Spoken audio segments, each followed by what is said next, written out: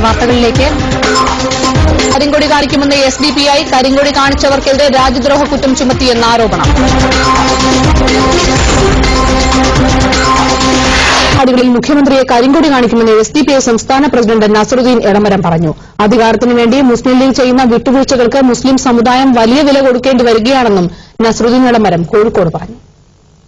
ഉമ്മൻചാണ്ടിക്കെതിരെ കരിങ്കൊടി കാണിക്കുന്നത് രാജ്യദ്രോഹമാണെങ്കിൽ social democratic party of India ആ രാജ്യദ്രോഹം തുടരാൻ തീരുമാനിച്ചിരിക്കുന്നു.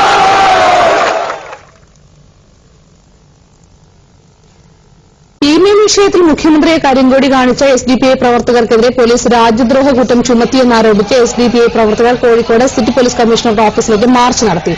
സംസ്ഥാന പ്രസിഡന്റ് നസറുദ്ദീൻ എളമരം ഉദ്ഘാടനം ചെയ്തു.